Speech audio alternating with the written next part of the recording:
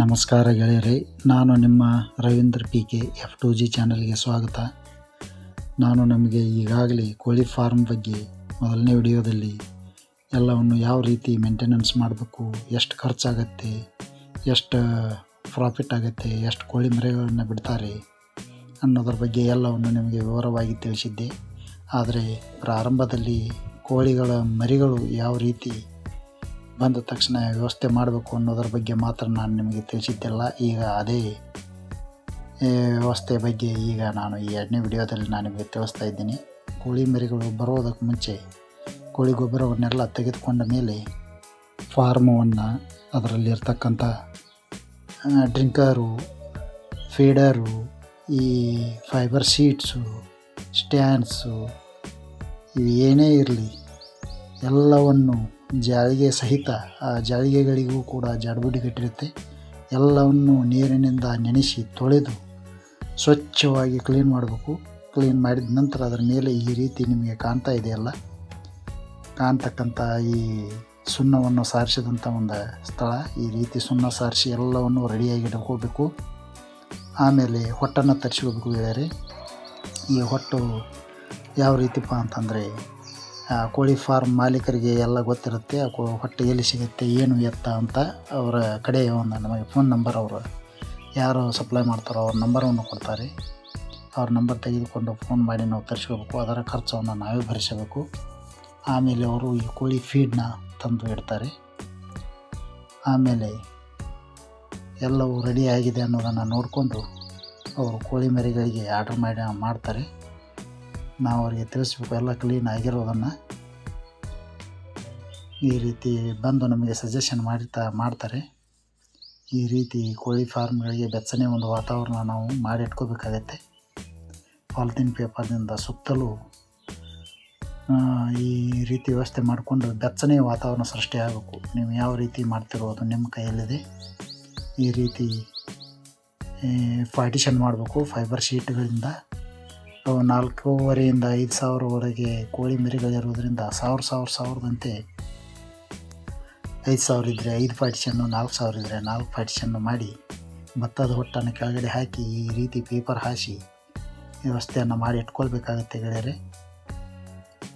ಈಗ ನೀವು ಇಲ್ಲಿ ನೋಡ್ತಾ ಇರ್ಬೋದು, ಭತ್ತದ ಹೊಟ್ಟನ್ನು ಹಾಸಿ ಮೇಲ್ಗಡೆ ಪೇಪರ್ ಹಾಕಿ, ಇನ್ಮೇಲೆ ಇದಕ್ಕೆ ಹೀಟರ್ ಇನ್ನೂ ಅಳವಡಿಸಿಲ್ಲ, ಇನ್ಮೇಲೆ ಅಳವಡಿಸಲಾಗತ್ತೆ. ಮತ್ತು ಒಳಗಡೆ ಕೋಳಿ ಮರಿಗಳು ಬಂದ ತಕ್ಷಣ ಕೋಳಿ ಮರಿಗಳನ್ನು ಒಳಗಡೆ ಬಿಟ್ಟು ಅಲ್ಲೇ ಒಂದು ಬ್ಯಾರಲ್ ವ್ಯವಸ್ಥೆ ಮಾಡಿಟ್ಕೊಂಡಿರಬೇಕು. ನಾವು ಆ ಬ್ಯಾರಲ್ ಒಳಗಡೆ ಬೆಲ್ಲ ಸ್ವಲ್ಪ ಹಾಕಿ ಅದರ ಜೊತೆಗೆ ಅವರು ಕೊಟ್ಟಿರ್ತಕ್ಕಂಥ ಒಂದು ಔಷಧಿಯನ್ನು ಅದರಲ್ಲಿ ಮಿಶ್ರಣ ಮಾಡಿ ಡ್ರಿಂಕರ್ ನೀರನ್ನು ತುಂಬಿ ಆ ಕೋಳಿ ಮರಿಗಳಿಗೆ ಇಡಲಾಗುತ್ತೆ. ಈ ರೀತಿ ಒಂದು ನಾವು ಬೆಚ್ಚನೆಯ ವಾತಾವರಣ ಮೊದಲ ಸೃಷ್ಟಿ ಮಾಡ್ಕೋಬೇಕು ಗೆಳೆಯರೆ. ನೀವು ಇಲ್ಲಿ ನೋಡ್ತಾ ಇರ್ಬೋದು, ಇವುಗಳಿಗೆ ಈಗ ಡ್ರಿಂಕರ್ ಅವಶ್ಯಕತೆ ಇರೋದಿಲ್ಲ. ಯಾಕಂದರೆ ಅವು ಚಿಕ್ಕದಾಗಿರುವುದರಿಂದ ಈ ಡ್ರಿಂಕರ್ ಒಳಗಡೆ ನೀರು ಕುಡಿಯುವ ಒಂದು ಕಷ್ಟದಾಯಕವಾಗುತ್ತೆ. ಆ ಕಾರಣದಿಂದ ಅವುಗಳಿಗೆ ಚಿಕ್ಕದಾಗಿರ್ತಕ್ಕಂಥ ಒಂದು ಡ್ರಿಂಕರ್ ಬರ್ತವೆ. ಮತ್ತು ಚಿಕ್ಕದಾಗಿರ್ತಕ್ಕಂಥ ಫೀಡರ್ಗಳು ಬರ್ತವೆ. ಇಲ್ಲಿ ಇನ್ನೂ ಒಳಗಡೆ ಹಾಗೆ ದೊಡ್ಡ ಫೀಡರ್ಗಳನ್ನು ಹಾಗೆ ಇಟ್ಟಿದ್ದಾರೆ. ಅವುಗಳನ್ನು ಇನ್ಮೇಲೆ ಹೊರಗೆ ತೆಗಿತೀವಿ. ಹೊರಗೆ ತೆಗೆದು ಕೋಳಿ ಮರಿಗಳನ್ನು ಬಿಟ್ಟು, ಇಲ್ಲಿ ಇನ್ನೂ ಹಾಗೆ ಇವೆ ಇವು ಫೀಡರ್ಗಳು.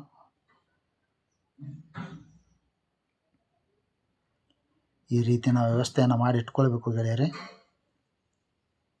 ಹಾಗೆಯೇ ಇಲ್ಲಿ ಮೊದಲು ಒಳಗಡೆ ಒಂದು ನಾವು ಬ್ಯಾರಲ್ ವ್ಯವಸ್ಥೆ ಮಾಡಿ ಇಟ್ಕೋಬೇಕಾಗತ್ತೆ, ನೀರು ತುಂಬಿಕೊಂಡು. ಯಾಕಂದರೆ ಬಂದ ತಕ್ಷಣ ಒಳಗಡೆ ಬೆಲ್ಲದ ನೀರು ಮತ್ತು ಆ ಬೆಲ್ಲದ ನೀರಿನಲ್ಲಿಯೇ ಅವ್ರು ಕೊಟ್ಟಿರ್ತಕ್ಕಂಥ ಒಂದು ಔಷಧಿಯನ್ನು ಮಿಶ್ರಣ ಮಾಡಬೇಕು ಗೆಳೆಯರೆ. ಕೊಟ್ಟಿರದೇ ಇದ್ದರೆ ಹಾಗೆ ಬೆಲ್ಲದ ನೀರನ್ನು ಇಟ್ಟು ಅವುಗಳಿಗೆ ಸ್ವಲ್ಪ ಅವ್ರು ತಂದಿರ್ತಕ್ಕಂಥ ಫೀಡನ್ನು ಸ್ವಲ್ಪ ಪೇಪರ್ ಮೇಲೆ ಚೆಲ್ಲಬೇಕು, ಇಲ್ಲ ಹಾಕಬೇಕು. ಯಾಕಂದರೆ ಅವು ಬಂದ ತಕ್ಷಣ ನೆಲಕ್ಕೆ ಯಾವುದು ಸಿಗುತ್ತೋ ಅದಕ್ಕೆ ಕುಕ್ಕಿ ತಿನ್ನೋಕ್ಕೆ ಶುರು ಮಾಡ್ತವೆ.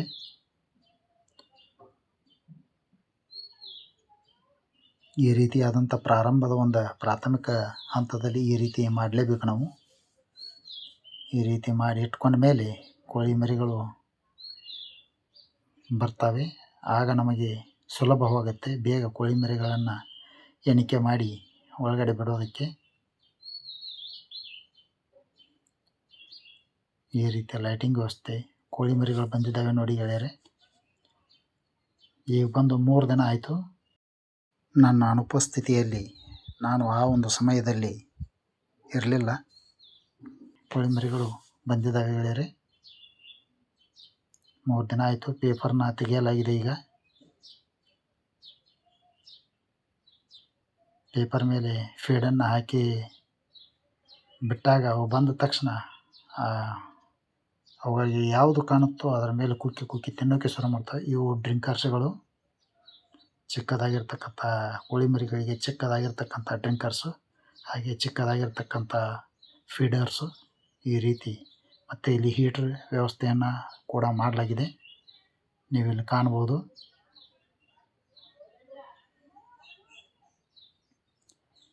ಈ ರೀತಿಯಾಗಿ ಪ್ರಪ್ರಥಮವಾಗಿ ಈ ರೀತಿ ವ್ಯವಸ್ಥೆಯನ್ನು ಮಾಡಿಕೊಂಡೇ ಇಟ್ಕೋಬೇಕಾಗತ್ತೆ ಗೆಳೆಯರೆ. ಈಗ ಕೋಳಿ ಮರಿಗಳು ಒಂದು ವಾರದವುಗಳಾಗಿವೆ.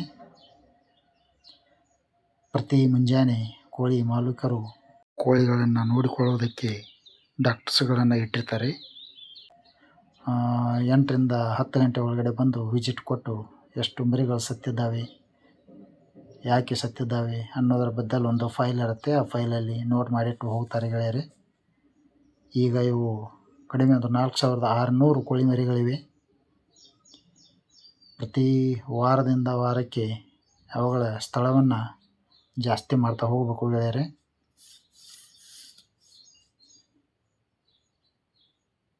ಅವುಗಳಿಗೆ ಮರಿಗಳಿಗೆ ಯಾವ ಔಷಧಿಯನ್ನು ಕೊಡಬೇಕು ಮತ್ತು ಎಷ್ಟು ಪ್ರಮಾಣದಲ್ಲಿ ಕೊಡಬೇಕು ಅನ್ನೋದರ ಬದಲು ಇಲ್ಲಿ ಫೈಲ್ನಲ್ಲಿ ಬರೆದಿಟ್ಟು ಹೋಗ್ತಾರೆ. ಆ ಫೈಲನ್ನು ನೋಡಿಕೊಂಡು ನಾವು ಅದೇ ಒಂದು ಪ್ರಮಾಣದಲ್ಲಿ ನಾವು ಅವುಗಳಿಗೆ ಔಷಧಿಯನ್ನು ಕೊಡ್ತಾ ಹೋಗಬೇಕು.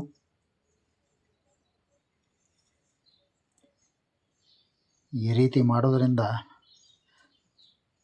ಕೋಳಿ ಮರಿಗಳು ಕೂಡ ಸುರಕ್ಷಿತವಾಗಿ ಮತ್ತು ಆರೋಗ್ಯಯುತವಾಗಿ ಬೆಳೆಯುತ್ತವೆ ಗೆಳೆಯರೆ. ದಿನಾಲು ಮುಂಜಾನೆ ಒಂದು ಟೈಮು ಮತ್ತು ಸಾಯಂಕಾಲ ಒಂದು ಟೈಮು ಫೀಡ್ ಹಾಕಲೇಬೇಕು. ಮತ್ತು ಡ್ರಿಂಕರ್ಸ್ ಖಾಲಿಯಾಗಿದ್ದರೆ ಅವುಗಳಲ್ಲಿ ನೀರನ್ನು ತುಂಬಿ ಕೂಡ ಇಡಲೇಬೇಕು 2 ಟೈಮು. ಯಾಕಂದರೆ ನೀರು ತುಂಬ ಮುಖ್ಯ. ಯಾಕಂದರೆ ನಾವು ಇಟ್ಟಾಗಲೇ ಅವುಗಳಿಗೆ ಕುಡಿಯೋದಕ್ಕೆ ನೀರು. ಯಾಕಂದರೆ ಈಗ ಡ್ರಿಪ್ ಮಾಡಿದಂಥ ಒಂದು ಡ್ರಿಂಕರ್ಸ್ಗಳಿಂದ ನೀರಿನ ವ್ಯವಸ್ಥೆ ಇರುವುದಿಲ್ಲ. ಯಾಕಂದರೆ ಇನ್ನೂ ಚಿಕ್ಕದಾಗಿರುವುದರಿಂದ ಅವುಗಳಿಗೆ ಡ್ರಿಂಕರ್ ಅಲ್ಲಿ ಸೆಟ್ ಮಾಡಿರೋದಿಲ್ಲ. ಆ ಕಾರಣಕ್ಕಾಗಿ ಈ ರೀತಿ ಫೀಡು, ನೀರು ತುಂಬ ಮುಖ್ಯ.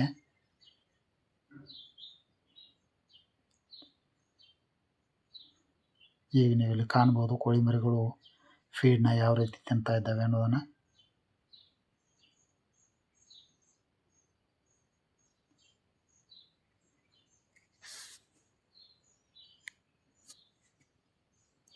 ಈ ರೀತಿಯಾದಂಥ ಒಂದು ವ್ಯವಸ್ಥೆ ಇರುತ್ತೆ ಗೆಳೆಯರೆ.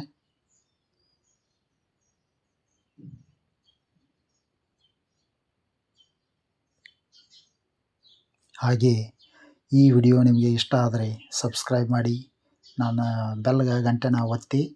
ನಾನು ಮಾಡೋ ಪ್ರತಿಯೊಂದು ವಿಡಿಯೋಗಳ ನೋಟಿಫಿಕೇಷನ್ಸು ನಿಮ್ಮ ಮೊಬೈಲ್ ಸ್ಕ್ರೀನ್ ಮೇಲೆ ಬರ್ತವೆ, ನಿಮಗೆ ನೋಡೋದಕ್ಕೆ ಸಿಗ್ತವೆ ಗೆಳೆಯರೆ. ಹಾಗೆ ಇದಕ್ಕೊಂದು ಲೈಕ್ ಕೊಡಿ. ಏನಾದರೂ ಮತ್ತೆ ನಿಮಗೆ ಕೇಳಬೇಕು ಅನಿಸಿದರೆ ಕಮೆಂಟ್ ಮಾಡಿ ತಿಳಿಸಿ. ಮತ್ತೆ ನಾನು ಮುಂದಿನ ವಿಡಿಯೋದಲ್ಲಿ ಇಂಥದ್ದೇ ವಿಡಿಯೋ ಮಾಡಿ ನಿಮಗೆ ಮುಂದಿನ ಒಂದು ಸರಿಯಾದ ಒಂದು ಮಾಹಿತಿಯನ್ನು ಕೊಡ್ತೀನಿ ಗೆಳೆಯರೆ.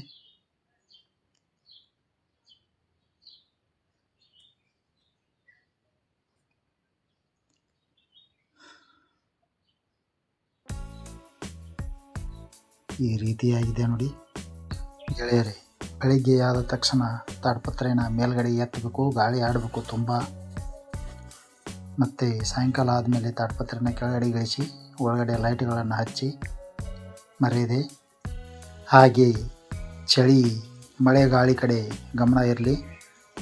ಯಾಕಂದರೆ ಗಾಳಿ ಒಳಹೊಕ್ಕು ಕೋಳಿ ಮರಿಗಳಿಗೆ ಹಾನಿಯನ್ನು ಉಂಟು ಮಾಡೋದಕ್ಕೆ ಮುಂಚೆ ತಾವು ಎಚ್ಚರ ವಹಿಸಿ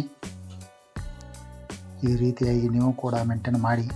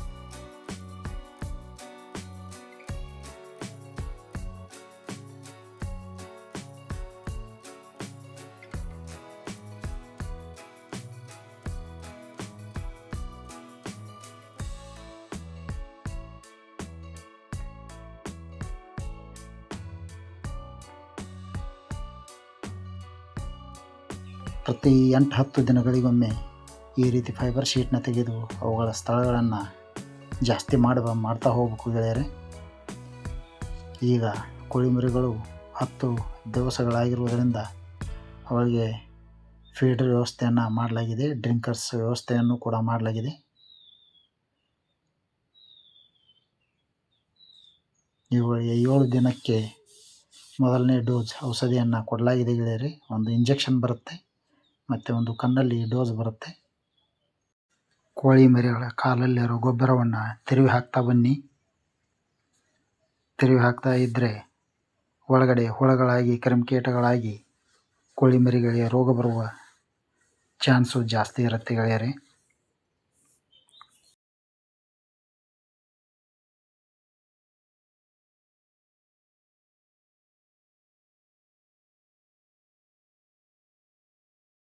ಈಗ ಇವು 21 ದಿನದ ಕೋಳಿ ಮರಿಗಳಾಗಿವೆ ಗೆಳೆಯರೆ. ಈಗ ಲಾಸ್ಟ್ ಡೋಸ್ ಕಣ್ಣಲ್ಲಿ ಹಾಕ್ತಕ್ಕಂಥದ್ದು ಒಂದು ಇದೆ. 2 ಕಣ್ಣಲ್ಲಿ ಬರ್ತವೆ, ಒಂದು ಇಂಜೆಕ್ಷನ್ ಬರುತ್ತೆ ಗೆಳೆಯರೆ. ಒಟ್ಟಿಗೆ ಸೇರಿ 3 ಡೋಸು. 3 ಡೋಸ್ ಆದ ತಕ್ಷಣ ಇವುಗಳಿಗೆ ಸಿಂಟೆಕ್ಸ್ ಒಳಗಡೆ ಅವರು ಕೊಟ್ಟಿರ್ತಕ್ಕಂಥ ಮೆಡಿಸಿನ್ಸ್ನ ಹಾಕಿ ಇವುಗಳಿಗೆ ನೆಗಡಿ ಬಂದಾಗ ಹಾಗೆ ಏನಾದರೂ ಅಸ್ತವ್ಯಸ್ತ ಅನಿಸ್ತು ಅಂತಂದರೆ ಆ ರೀತಿಯಾಗಿರ್ತಕ್ಕಂಥ ಆ್ಯಂಟಿಬಯೋಟಿಕ್ಸ್ಗಳನ್ನು ಕೂಡ ಕೊಟ್ಟಿರ್ತಾರೆ. ಅವುಗಳನ್ನ ಸಿಂಟೆಕ್ಸಲ್ಲಿ ಹಾಕಿ ಮಿಶ್ರಣ ಮಾಡಿ ಡ್ರಿಂಕರ್ಸ್ ಜೊತೆಗೇ ಅವು ಏನು ನೀರು ಸೇವಿಸ್ತಾವಲ್ಲ, ಆ ಸೇವಿಸುವ ನೀರಿನ ಜೊತೆಗೆ ಅವುಗಳ ದೇಹವನ್ನು ಸೇರಿ ಅವುಗಳನ್ನ ಆರೋಗ್ಯಯುತವಾಗಿಡೋದಕ್ಕೆ ಒಂದು ಸಹಕಾರಿಯಾಗುತ್ತೆ.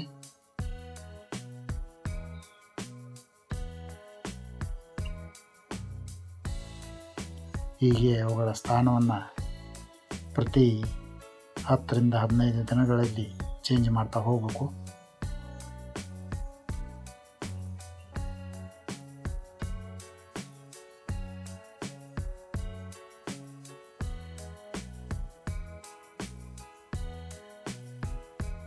ಈ ರೀತಿಯಾಗಿ ತಾವು ಕೂಡ ತಮ್ಮಲ್ಲಿ ಕೋಳಿ ಫಾರ್ಮ್ ಮಾಡೋರಿದ್ದರೆ ಈ ರೀತಿಯಾದಂಥ ಒಂದು ಮೇಂಟೆನೆನ್ಸ್ ಮಾಡಿದರೆ ಕೋಳಿಗಳಿಗೆ ಯಾವುದೇ ರೀತಿಯಿಂದಲೂ ಹಾನಿಯಾಗಲ್ಲ. ತಾವು ಉತ್ಪನ್ನವನ್ನು ಕೂಡ ಚೆನ್ನಾಗಿ ಕಾಣ್ಬೋದು.